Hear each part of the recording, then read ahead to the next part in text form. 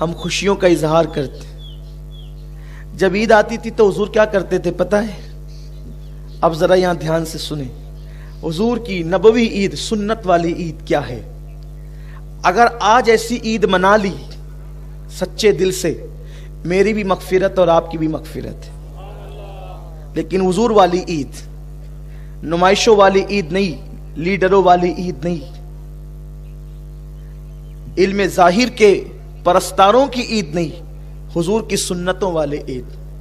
جب عید آتی تھی تو حضور علیہ السلام یہ کرتے تھے کہ جتنے جنگی قیدی ہوتے، جنگی قیدی جن کو قید میں ڈالا جاتا، حضور فرماتے قصور کچھ بھی ہو چھوڑو، آج ہماری عید آ گئی، ان سب کو آزاد کر دو. حضور سب کو چھوڑ دیتے تھے، سب کو معاف کرو.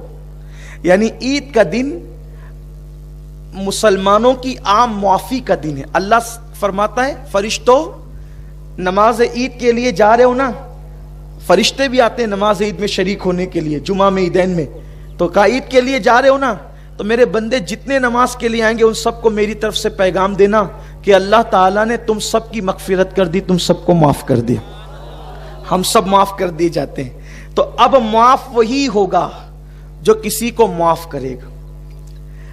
عید کے دن دوستوں سے گلے ملنے والوں، کیا ایسا نہیں ہو سکتا کہ ہم حضور کی سنت کے مطابق عید کے دن دشمن سے بھی گلے مل لیں؟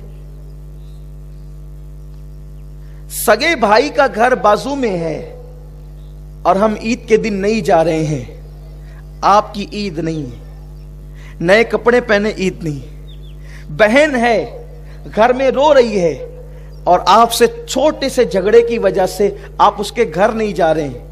آپ کی سب کی عید ہو سکتی، آپ کی نہیں ہے. تو آج عید کیسے منائیں گے؟ آپ کو کسی نے کتنی بھی تکلیف پہنچائی ہے، کتنی بھی اذیت پہنچائی ہے، اس کو معاف کرے. کیا سوچ کے معاف کرے؟ اس نے آپ کو دکھ دیا، اس نے آپ کو تکلیف پہنچائی، اس نے آپ کو گالی دی، اس نے آپ کو ستایا. اب آپ کی وجہ سے وہ جہنم کا عذاب بھگتے گا. بولو تکلیف کس کو ہوگی؟ امتی جہنم میں جائے گا، تکلیف کس کو ہوگی؟ حضور کو ہوگی. سمجھ رہے ہیں آپ؟ میری بات آپ کی سمجھ میں آ رہی ہے؟ امتی جہنم میں جائے گا، تکلیف کس کو ہوگی؟ حضور کو ہوگی. کیا آپ میں سے کون چاہتا ہے کہ حضور کو تکلیف؟ جب سیدنا فاروق اعظم پر ایک شخص نے حملہ کیا، خنجر سے حملہ کیا، اور آپ زمین پر آ گئے، اور پھر حضرت عبد الرحمن ابن عوف نے نماز پڑھا دی، تو آپ کا پہلا سوال یہ تھا میرا قاتل کون ہے؟ میرا قاتل کون ہے؟ اور کسی نے کہا حضرت آپ کا قاتل مجوسی ہے، آگ پرست ہے، کافر ہے. آپ نے کہا اللہ تیرا شکر ہے میرا قاتل کوئی مسلمان نہیں ہے. تو کسی نے پوچھا فاروق اعظم اگر آپ کا قاتل مسلمان بھی ہوتا تب بھی آپ شہید ہوتے، کیونکہ کسی کو قتل کر دے مسلمان تو بھی وہ شہید ہے.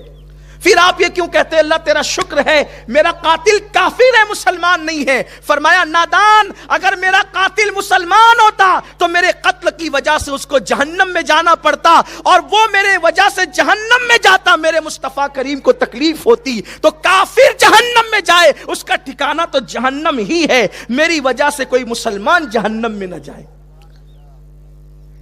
تو اگر ہم نے اپنے دل دکھانے والے کو، تکلیف پہنچانے والے کو معاف نہیں کیا تو اپنی وجہ سے وہ جہنم میں جائے گا، یا دنیا میں اپنی وجہ سے وہ مصیبت میں مبتلا ہو جائے گا.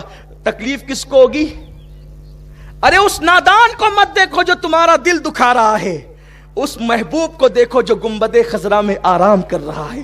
اس لیے اگر بھائی نے دل دکھایا، بہنوں نے دل دکھایا، دوستوں نے دل دکھایا، احباب نے دل دکھایا، اور وہ اہل ایمان ہے، تو نماز شروع ہونے سے پہلے میں آپ کو آپ کے نبی کا واسطہ، میرے نبی کا واسطہ دے کر کہتا ہوں، گردن جھکا کر آدھے منٹ کے لیے ان بندوں کا تصور کر لو اور عرض کرو اللہ میرے دل دکھانے والے، مجھے تکلیف پہنچانے، مجھے ستانے والے کو صرف تیرے محبوب کی خوشی کے لیے میں معاف کرتا ہوں.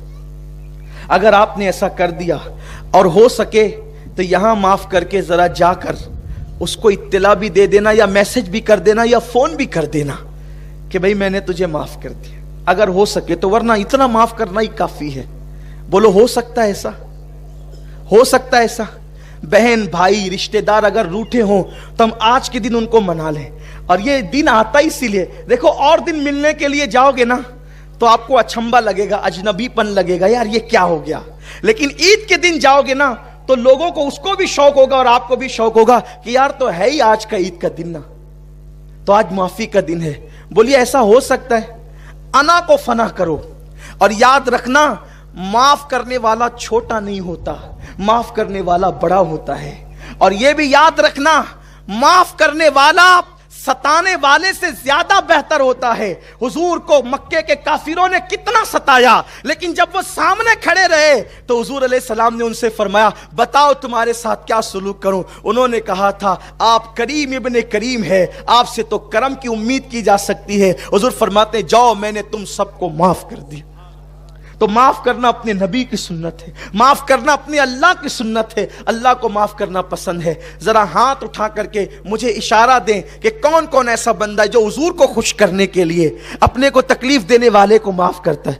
आधा मिनट सब सर झुकाकर अल्लाह से अर्ज करें, अल्लाह से बातें करें, मेरे अल्लाह मैंने तेरे महबूब की खुशी के लिए अपने दिल दुखाने वालों को माफ कर दे। कोई हमें कुछ कहे, हम अपना दिल बड़ा रखें और हम लोगों को माफ करें, हुजूर की सुन्नत पे अमल करें।